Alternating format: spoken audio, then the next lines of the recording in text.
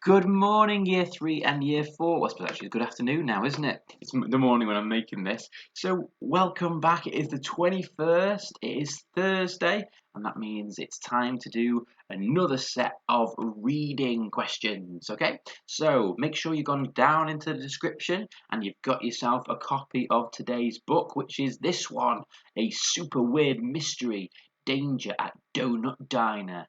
Nice long title. This is a lovely, funny, cartoonish book. It's got very much Captain Underpants kind of vibes to it, I think. So it's a really, really nice one for us to be reading today. It's quite a long extract, so again, we'll just kind of move quite quickly through it to make sure we get everything done. But first of all, it's time to make our prediction. I predict that. What do you predict today that this book is going to be about? And there's quite a lot of clues in the title, isn't it? A super weird mystery, danger, a donut diner. And we've got a tiny little picture here potentially to help us.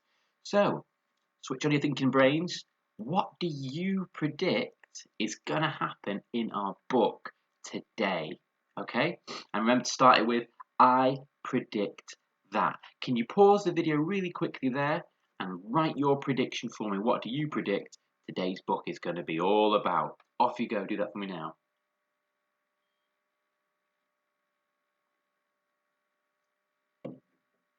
Okay, so you should now have a prediction written down. Make sure you do before we carry on. Don't skip the prediction because it's a really important reading skill to get you thinking about books. So, what do I predict? So, a super weird mystery. So, it's going to be something peculiar has gone on. That maybe a crime needs solving, because that's what I think of when I think of mystery. Danger at Donut Diner. Well, I know a diner is like an American word for like a fast food restaurant, I suppose. It's where or like a cafe. So it's probably set in America. And if it's donut diner, then maybe it's like a cafe that specifically sells donuts. So danger at donut diner. I don't know what this picture is. I'm getting. Is it a fish? Potentially a fish in a fish bowl, maybe. So, and it looks quite evil, whatever it is. So I think there is a crime at Donut Diner. Maybe there's been a break-in and it's someone's stolen all of the donuts, and maybe it's super weird because it turns out the thief is this fish. What I assume is a fish. So that is my prediction for this book today. I predict that that it is set in America because it's got the word diner in it, and it'll be about a donut diner which is robbed of all its donuts. It will the characters will try and solve the mystery. Oh, it's frozen. No, it's fine. You'll try and solve the mystery, and it will turn out to be a fish villain. There we go. That is my prediction for today. I predict that it's set in America, and it'll be about a donut diner which is robbed of all its donuts. The characters will try and solve the mystery, and it will turn out to be a fish villain. I wonder if any of you got a similar prediction to that. But you can see there how I was pulling out words and ideas, and my knowledge of words and where words come from, that helped me create a really solid prediction. Okay, now it's time to read Danger at Donut Diner. Like I said, it's quite a long extract, so I'll try and barrel through it as quickly as I can. Here we go. Meet the Pebbles. See that car driving over the bridge? Inside are some pebbles. I don't mean like pebbles like stones. What I mean is a family called the Pebbles. This is what they look like. Melvin, Violet, Deirdre, Norman. Sorry if you're listening to an audiobook, by the way. I'm going to move myself off the paper. Ooh, all the way. There we go. The Pebbles were driving from Hockham City towards a completely round island. On one side of the island, 3 huge clumps of earth had fallen into the sea, making it look like a giant fish had taken a bite out of it or something. The Pebbles, massive gap in the middle, giant bite. "Donut Island, here we come!" grinned Deirdre Pebble, peering into the rearview mirror, peering into the rearview mirror. "Looking forward to your new life, kids?" Swirling black thunderclouds rumbled in the sky above, and lightning flickered like a half-broken bulb. "Nope," said Violet Pebble, who was the oldest and most annoying of the two. "I don't see why I have to leave all my friends behind just because you got a stupid new job." "Violet," cried Norman Pebble in his trying not to be a dad voice, "your mother's new job is not stupid." Melvin Pebble, who was sitting next to his big sister, wiggled his bum in its seat. "I can't wait," he said. Violet rolled her eyes. "It's all right for you," she said. "Your friends are all complete losers." "Violet," snapped her mum, "Melvin's friends are not losers." Melvin peered out his window at the storm. "It's okay, Mum," he said. "Vi's right. My friends are losers, and so am I." He held a finger up. "But not anymore," he said. "Pebble family, I have an important announcement to make." A bolt of lightning shot out of a cloud, striking the middle of the island with an enormous boom. "Wah!" screamed the Pebbles as the car swerved left and right. "So, my announcement," said Melvin, once they'd all settled down again. "I have decided that from now on I'm gonna be the coolest kid in town." Violet laughed. "Oh, please," she said. "You couldn't be cool if you were stuck inside a fridge, with sunglasses on, and gel in your hair, wearing a t-shirt that said 'I am cool' on it." "Oh, yeah," said Melvin. "Well, I wouldn't even be able to fit inside a fridge, unless you took out all the shelves, but even then it would be a squeeze, so who's laughing now?" "Not me," said Violet, yawning as the car trundled off the bridge past an enormous billboard. This is what it said: "Welcome to Donut Island." Violet stared through her rain-splattered window at the billboard. "The boringest town in the universe," she grumbled. Of course, she'd never have said that if she'd known what was going to happen in the rest of this book. Rhubarb Plonsky. The Pebble family's car drove up to its new house. Not that a car can have a house exactly, but you know what I mean. Melvin jumped out and stretched his legs. The thunderstorm had finished, and he could just about see the moon hanging in the sky like a gigantic chopped-in-half donut. Half donut, half moon. "Feels great to stretch your legs, doesn't it?" grinned Norman Pebble, bending over to touch his smelly feet, and his bum peeped out of his trousers. "Not really," said Melvin, as his mum staggered up to the house, carrying a giant cardboard box. Clinking around inside was her collection of empty jam jars. "You can never have too many jam jars," smiled Deirdre. Not that anyone had mentioned them or anything, she just liked talking about her jam jars. Norman looked at his wife. "You do realise jam jars are supposed to have something inside them, don't you, Deirdre?" he said. "It's tragic, really," said Melvin, watching his mum. He walked round to the boot of the car and heaved out a box himself. This one had "Melv's Stuff" written on the side. The flaps were half open, and the top of a million little toy packets fluttered in the breeze. "Shh!" shushed a noise from behind him, and Melvin twizzled round. In front of him sat a fat little bush. Its leaves were rattling like it was shaking with fear. Thunder rumbled in the distance, and Melvin giggled nervously. "What's wrong, little fella?" he asked the bush, sort of as a joke. "You scared of the storm?" "Please be quiet," said the bush, and Melvin stumbled backwards. The bush!" he stuttered. "It's alive!" All of a sudden, a girl's head poked out, about the same age as Melvin's. "Ah! It's got a head as well!" screamed Melvin. "Shush!" shushed the girl. "Would you keep it down? I'm waiting for my new next-door neighbours to arrive. Melvin breathed a sigh of relief. Oh, he smiled. I think that might be... Quiet, whispered the girl. I've been hiding in this bush all blooming weekend, and the last thing I need is you lot scaring them away. Deirdre plonked the jam jars down by the front door and walked over to the girl. We're the Pebbles, she smiled. The girl went silent for a millisecond, then clicked her fingers. Hey, you're my new next-door neighbours, she grinned. My name's Rhubarb Plonsky. Very nice to meet you. The next chapter. Deirdre Pebble chuckled at how ridiculous her new next-door neighbour's name was, even though her own name was Deirdre Pebble. Very nice to meet you too, Rhubarb Plonsky, she said, putting her hands on her hips. I'm Deirdre, and that's my husband Norman. And these two are Violet and Melvin, she said, pointing at them. Violet was still slouching in the back of the car. Say hello, kids.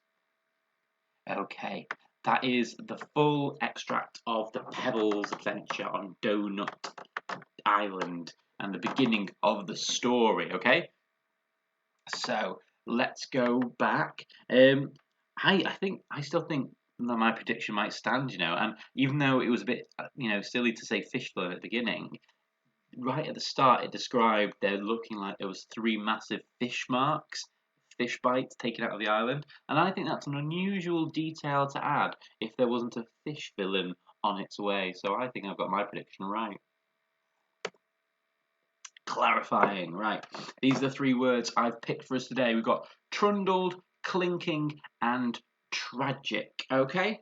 First of all, can you please write down for me what you think trundled means? Okay, come up with your own definition first. It said the car trundled over the bridge. All right? Pause the video there and write for me what you think your definition for trundled is. Off you go.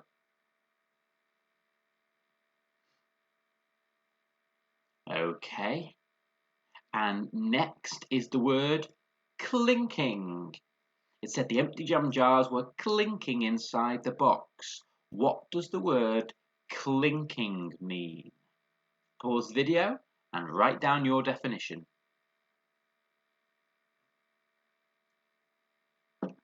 Okay, and last of all we've got tragic. Melvin said that his mum collecting empty jam jars was tragic. What does tragic mean? Pause the video there and let me know what you think tragic means. Okay, right, let's see what you've got and then what I've got. So remember, if your definition is kind of the same, then you can give it a tick. If it's not right, it's absolutely fine, but make sure you write the correct definition next to it. So we've got trundled, and to trundle, or to have trundled, is to move in a heavy and uneasy way. And what we mean by that is an uneasy, so it might be bouncing around a little bit, and heavy means a little bit like stomp or plomp or things like that. It's a heavy movement. It's not like dash or scamper, which are really light movements. Trundle's a really heavy movement. We think about cars, we think about wheelbarrows, yeah? To move in a heavy and uneasy way. It's not a smooth ride. Clinking is a sharp kind of metal noise, but also can be associated with glass. We might think of two metal things clinking together. It's the sharp noise that they make, either glass or metal. Okay, so if you've written it's the noise that glass makes when it knocks together, that's absolutely fine.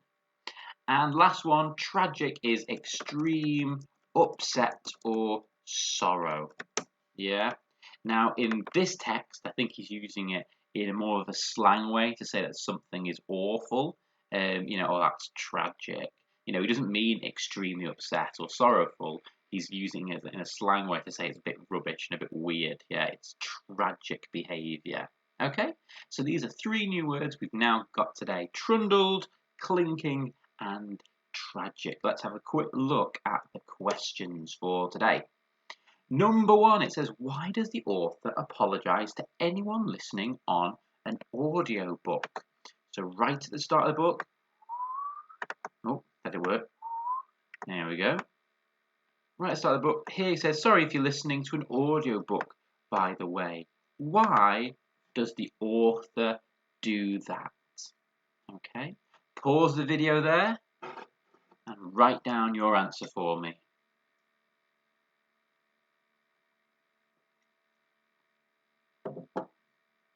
Okay, brilliant. Make sure you've got an answer. If not, pause the video, and if you have, we're going to carry on. Number 2 says, compare Violet's reaction to the situation with Norman's reaction. So in this question, you need to say Violet's reaction is, and Norman's reaction is, or Violet feels this way and Norman feels this way. You need to tell me how both of them are reacting to moving to Donut Island. Okay, pause the video there and tell me how both of them are feeling moving to Donut Island. Pause the video, off you go.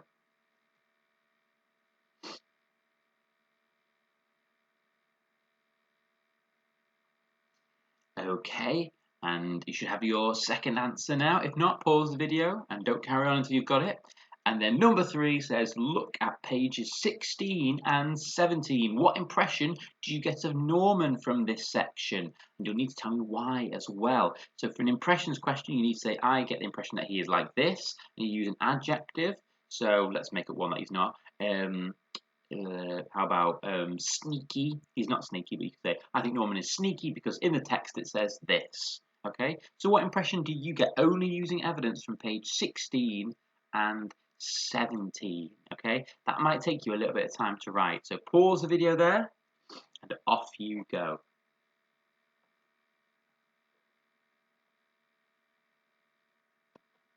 Okay, right. Let's have a little look at some of these answers. So number 1, why does the author apologise to anyone listening on an audiobook? Remember, if you got a similar answer, you can give it a tick. If you've got a different answer, remember to write in the correct one. Okay, so why does the author apologise to anyone listening to an audiobook? Well, let's go back to that page and let's read the entire page again. Let's skim and scan the information that we've got.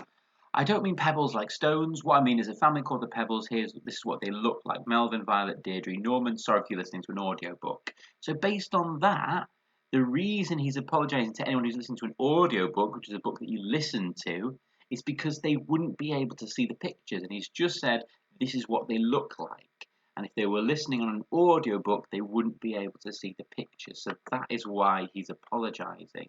So why does the author apologise to anyone listening to on an audiobook? Because they wouldn't be able to see the pictures and know what the family look like. Okay?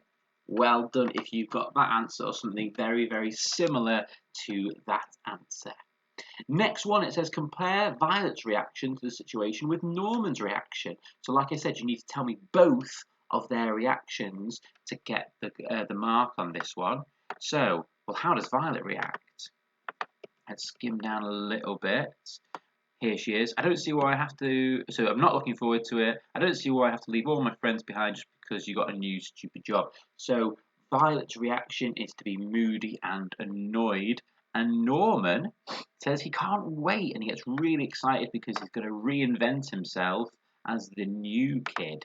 So I can try and say Violet's reaction, Violet reacts in a moody, negative way towards the move, while Norman, it's not Norman, is it? Norman's dad, Melvin, is very excited.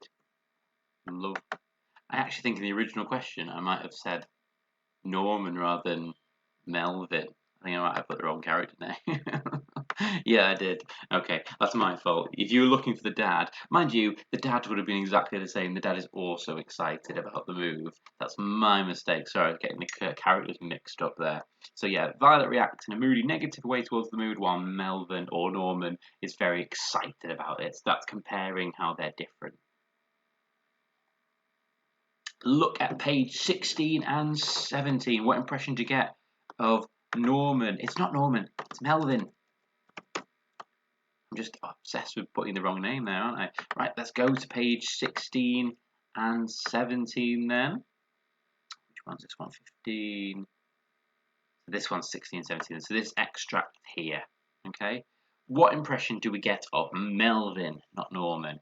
So I think you get an impression that he's maybe a little bit nervous because he's standing here giggling nervously. Um, he's a little bit immature because he's asking the bush if he's scared. But as I say, it's sort of a joke, so maybe he's a bit of a jokester. I think he screams when the head pops out. It's like, oh, the bush has got a head. So maybe he's a little bit kind of naive, a little bit young, a little bit immature, a bit silly. Okay, so I'm gonna put what impression to get of Melvin from this section. I think Melvin is nervous. Now, what I don't want to say is because he giggled nervously. That's not a good piece of evidence. I think Melvin is a nervous character because he trembles when he thinks the bush is talking and screams when the head pops out. I think that makes him a nervous character. But if you have a different opinion and you think he's, brave or silly or a bit childish or funny, and you can back it up with evidence, then that's great as well. Well done to you. Okay, so those are our 3 questions for today.